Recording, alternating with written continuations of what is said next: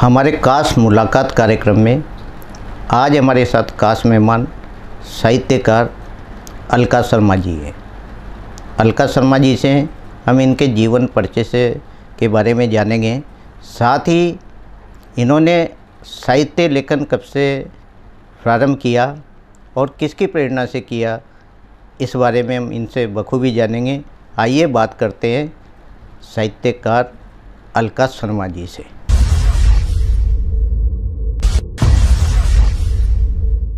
अलका जी, आपका हमारे स्टूडियो में बहुत बहुत स्वागत है। नमस्कार, आप सभी दर्शकों को भी मेरा नमस्कार। अलका जी, आप अपने जीवन परिचय के बारे में बताएं। आप कहाँ से दीक्षा कहाँ हुई आपकी और कब से आप साहित्य की यात्रा से जुड़ी? जी, मेरा जन्म तो सुल्तानपुर के पास धनवा गांव में हुआ है जी। कोटा जिले के सुल्तानपुर के पास धनवा गांव में हुआ है और वहीं हमारे सुप्रसिद्ध कवि, राजस्थानी कवि हैं जो हमारे मुकुटमणि राज जी, उनके मोहल्ले में ही पली बड़ी हूँ मैं जी जी। तो मूल प्रेरणा उनकी है जी। उनके गीत सुने और वो कवि सम्मेलन आयोजित करवाते थे तो हम लोग कविताएं सुनते थे। तो ऐसे सुन कर मन में इच्छा भी जागी थोड़ी सी। फिर क्या है कि 11वीं में मैंने हिंदी साहित्य ले लिया था तो पढ़ने से, और उनके पास लाइब्रेरी में पढ़ने का शौक़ भी था। बिल्कुल। तो उनकी लाइब्रेरी से पुस्तकें पढ़ते पढ़ते फिर धीरे धीरे 11वीं 12वीं से ही मैंने पढ़ना लिखना शुरू किया है। जी। अलका जी, आप किसे प्रेरणा स्रोत मानती है साहित्यिक क्षेत्र में? प्रेरणा तो उनसे ही मिली है मुझे, तो मतलब हम मूल रूप से तो वह जब से मैं वहीं रही हूँ और उनसे ही उनको देख देख कर ही मिली है मुझे प्रेरणा। जी। अलका जी, आप किन किन विधाओं में लिखती हैं? आपने गद्य, पद्य, क्या क्या किस में लिखा? पद्य में ही लिखा है, ज़्यादातर कविताएं लिखी है। जी जी। और मैंने कुछ कविताएं लिखी थी। तब फिर क्या है, मुझे जैसे मैं पढ़ती थी ना, उनके यहाँ से लाइब्रेरी से पुस्तकें लेती थी तो उनकी प्रतिक्रियाएं लिख लिख के भेजती थी मैंने CL सांखला जी को, हमारे पास में टाकरवाड़ा गाँव, बिल्कुल बिल्कुल, और देवकी दर्पण जी को उनकी पुस्तकें पढ़ी, उनकी प्रतिक्रियाएं लिखी। कमला कमलेश जी थी, वो माता जी, बिल्कुल, वो लिखती थी तो उनके पत्रों के जवाब आते थे तो उनसे मेरा बहुत प्रोत्साहन मिलता था मुझे। बिल्कुल बिल्कुल। और फिर क्या है कि धीरे धीरे और बढ़ने लगा तो पद्य में ही ज़्यादा लिखा है मैंने। बिल्कुल बिल्कुल।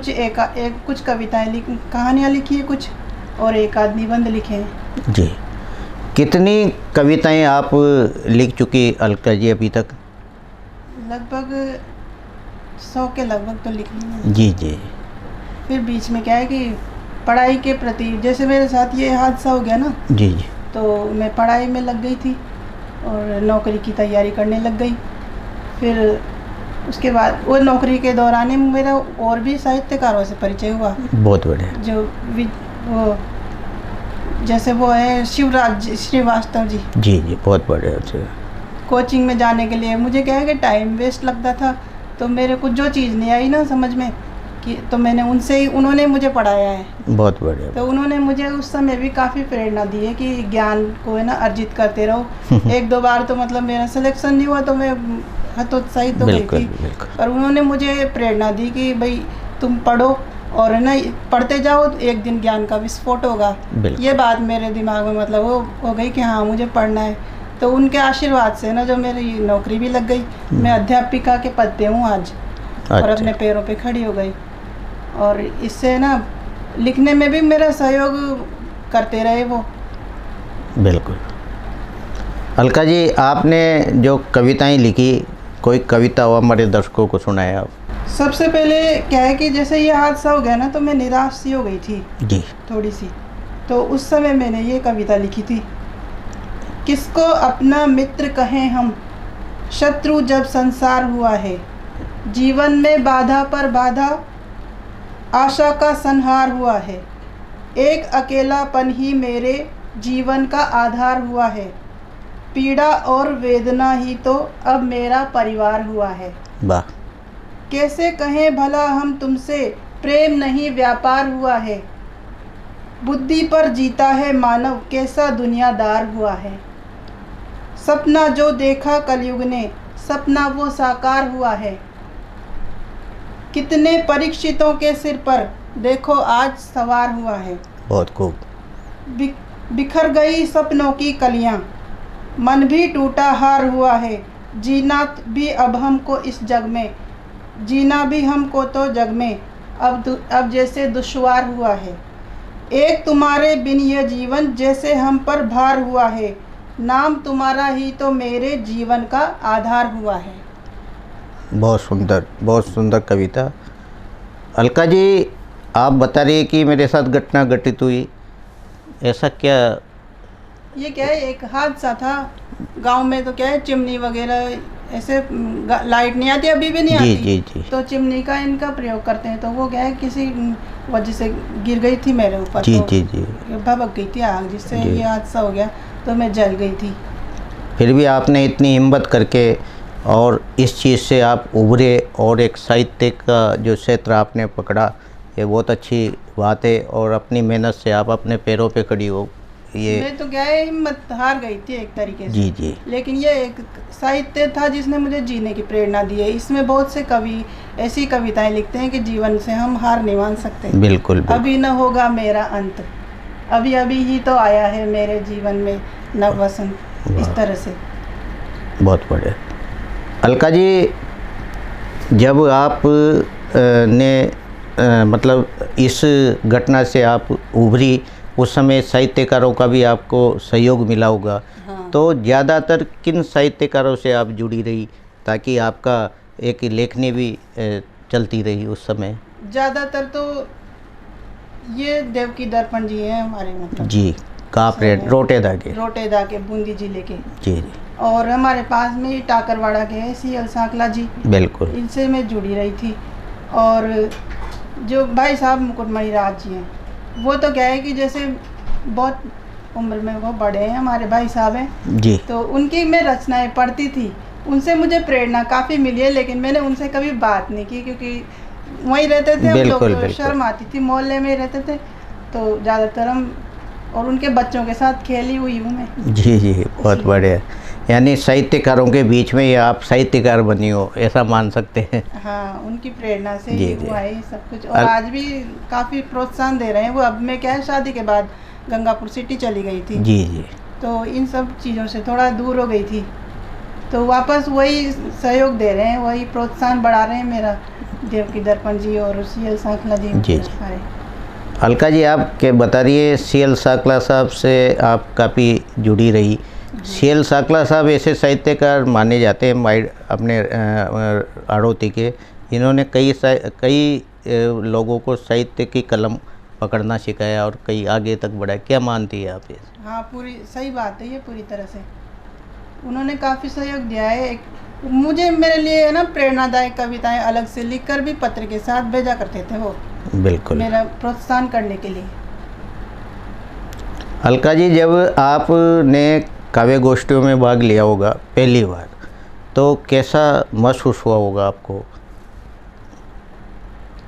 काव्य गोष्ठियों में मतलब मैंने ज़्यादा तो भाग नहीं लिया, लेकिन जैसे मेरे घर पे ही मेरी स्थिति को जानकर कि मैं एक महिला हूँ, गांव में रहती हूँ, तो है ना, ये लोग ये सब है ना जो घर पे ही आया करते थे। बिल्कुल। घर पे ही आए हैं इन्होंने मेरे सहयोग के लिए कि ये कहीं जा नहीं सकती। बिल्कुल। तो घर पे ही आते थे, तो मुझे है ना मतलब बिल्कुल मतलब कॉन्फिडेंस, पूरा आत्मविश्वास से मैंने भाग लिया है और बहुत अच्छा महसूस होता था। कभी भी मुझे मतलब यूँ ऐसे नहीं लगा कि मैं घबरा रही हूँ, कहाँ पे हूँ। बिल्कुल अपनापन महसूस किया है मैंने। बिल्कुल। यानी कि साहित्यकारों ने घर बैठ के आपको एक संबल दिया लिखने के लिए। हाँ। एक पतंग को देखकर मैंने लिखी है एक छोटी सी कविता। हाँ, सुनाइए। खुले गगन में उड़ती जाती है उन्मुक्त स्वतंत्र पतंग, नभ में दिखती है विहंगों सी, इनमें तरह तरह के रंग, चीर हवा के रुख को देखो उड़ जाती है मस्त पतंग। वाह। नहीं अकेली यह होता है डोरी का संग। बहुत। छूती देख आसमां इसको सबके मन में उठे तरंग, आँखों में सपने उड़ने के लाती है ये नई उमंग। प्रेम डोर की हो अगर प्रबल तो ना बदले रिश्तों के ढंग, सोच रहे विस्तृत जो मन की ना लग पाए इसमें जंग। बहुत बढ़िया। भरो सफलता की उड़ान पर, जुड़े रहो इस भू के संग। टूट जाए जो पतंग डोर से, मान उसी का होता भंग। यानी कि जो अपनी ज़मीन से कट जाता है ना, बिल्कुल, उसका कोई अस्तित्व नहीं रहता। बिल्कुल, बहुत अच्छा। मेरे भाई भी है और है ना मेरे मित्र भी हैं। इनका भी काफ़ी सहयोग रहा है मेरे जीवन में, और अभी भी जुड़े हुए हैं। 10-15 साल हो गए। सुमित जैन जी, कवि सुमित जैन जी है जो मेरे साथ है ना, मतलब बिल्कुल मेरे भाई हैं वो तो। बिल्कुल बिल्कुल, वो साहित्यकार भी है और उनका बहुत सहयोग मिला है मुझे। बिल्कुल सही। आप एक शिक्षिका हैं। हाँ। और एक शिक्षिका का कार्य बहुत व्यस्तता का होता है, फिर भी आप अपनी रचनाएं बराबर लिखती जा रही हो। कैसे समय निकाल पाते हो इनके लिए? जैसे कभी कभी जैसे पढ़ाने के बाद में आती हूँ घर पे तो मिल ही जाता है टाइम। तो इसमें क्या है कि 6 घंटे वहाँ देते हैं हम, उसके बाद में मिल जाता है टाइम, तो रात को मिलता है। बिल्कुल। कितने वर्षों से आप शिक्षिका के पद पर, और अभी कहाँ ये पदस्थापित है? मुझे 10 साल हो गए। जी जी। और अभी मैं गंगापुर सिटी में हूँ। जी। यानी गंगापुर सिटी में भी साहित्य का कोई माहौल है, क्या मानती है आप? उस जगह क्या है, मेरी ससुराल है वैसे जी। और उधर मुझे इतना मतलब माहौल नहीं मिला जितना माधोपुर में है उधर जी, लेकिन गंगापुर सिटी में ज़्यादा नहीं मिला मुझे जी। और किन किन साहित्यकारों को आप ज़्यादा पसंद करती हैं हाड़ौती में, जिनसे आपने कुछ प्रेरणा ली हो? ऐसे तो बहुत सारे हैं जी जी। चलो एक कविता आप और सुनाए हमारे दर्शकों को। एक ये मैंने जो मैं खुद पढ़ती थी जब भी लिखी थी जी, पर मेरे बच्चों के लिए भी और जो भी स्टूडेंट्स हैं उनके लिए, सबके लिए। करो निरंतर अथक प्रयास, इसका शीर्षक है। बिल्कुल। लक्ष्य प्राप्ति के निमित्त तुम करो निरंतर अथक प्रयास, चाहे टूटे सभी सहारे पर मत छोड़ो अपनी आस। होगा दूर अंधेरा एक दिन और दिखेगा नया उजास, धैर्य रखो तुम अपने मन में, होगा लक्ष्य तुम्हारे पास। कभी मिलेगी जेठ दोपहरी और कभी होगा मधुमास, विचलित ना होना इनसे तुम, चाहे वृद्धि हो या ह्रास। तुम्हें मिलेंगे पथ में कांटे पर ना होना कभी उदास, चलते ही रहना है हरदम, मंत्र बना लो तुम ये खास। मेहनत करने से ही होगा मन में हरदम विजयाभास, विजय चूम लेगी कदमों को और पराजय होगी दास। गीता का उपदेश यही है, पकड़ो कर्मों की तुम रास, जीत उसी की होती है जो मन में रखता है विश्वास। बिल्कुल, बहुत बढ़िया। शिक्षिका है, बच्चों के बीच में आप रहती हो, तो आपका मन आगे बाल साहित्य या बाल कविताएं लिखने का है, क्या मानते हैं आप? मेरी इच्छा होती है और कुछ मैंने बाल साहित्य मतलब कुछ कविताएं लिखी भी है मैंने बच्चों की। जी जी। मेरे खुद के भी 2 बच्चे हैं जी, तो उनके लिए भी है ना जो मैं लिख देती हूँ, वो स्कूल में जाते हैं तो वो बोल लें उसको। बिल्कुल, छोटी छोटी कविताएं लिखती हूँ उनके लिए जी। आप शिक्षिका है, ये मान सकते हैं कि आज जो बच्चों में साहित्य के प्रति एक उनकी अभिरुचि होनी चाहिए, वो आज मिलती नहीं है। हाँ। तो क्या होना चाहिए वैसे सरकारी विद्यालयों में? सबसे ज़्यादा ज़रूरी तो ये है कि हर सरकारी विद्यालय में एक लाइब्रेरी होती है, पुस्तकालय होता है। तो ज़्यादातर लोग हैं ना जो किसी मतलब आलस्य की वजह से या कि कार्य की अधिकता के कारण उसका है ना उपयोग नहीं कर पाते बच्चे। जी जी। बच्चों को मतलब उसका पूरा लाभ नहीं दे पाते वो। तो मैं चाहती हूँ कि हर विद्यालय में मतलब है ना पुस्तकें दी जाए बच्चों को भी। यह भी मतलब शैक्षिक क्रियाओं में आती है जी। तो पढ़ने के बाद बच्चे है ना उनको, और उससे क्या है उनका हिंदी का ज्ञान भी बढ़ेगा। बिल्कुल। बच्चों का पढ़ने में भी उनके लिए सहायक है और उनकी रुचि भी बनेगी, साहित्य के प्रति भी रुचि बनेगी बच्चों की। तो इसका उनको पूरा लाभ मिलना चाहिए बच्चों को उसमें, पुस्तकालय का। बिल्कुल। और इसी से उनमें रुचि बढ़ सकती है जी। मानती है आपका जो साहित्य का जो लेखन है ये अनवरत जारी रखोगी या मतलब व्यस्तता की वजह से थम जाएगा? ये सब तो क्या है कि माता सरस्वती की कृपा है। जी। मतलब कोई भी इंसान लिखना चाहता है पर लिख नहीं पाता, पर वो तो माँ की कृपा है जो वो लिख लेता है। और अध्ययन जारी रहेगा तो लेखन भी रहेगा ही सही जारी। जी, बहुत बढ़िया। अल्पना जी, जाते जाते एक कविता आप हमारे दर्शकों को सुनाएं। कविता का शीर्षक है डरो नहीं ऐसे तुम। वाह। रात के अंधेरों से, दिन के उजालों से, डरो नहीं ऐसे तुम राह चलने वालों से। जो कहे कि हम हैं रक्षक, समझो वही भक्षक है। सामने जो मीठा बोले, पीठ पीछे तक्षक है। रहो होशियार तुम इनकी टेढ़ी चालों से, रात के अंधेरों से, दिन के उजालों से।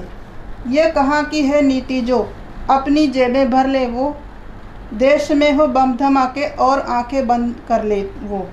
ये क्या है, राजनेताओं के लिए था। बिल्कुल बिल्कुल पंक्तियाँ।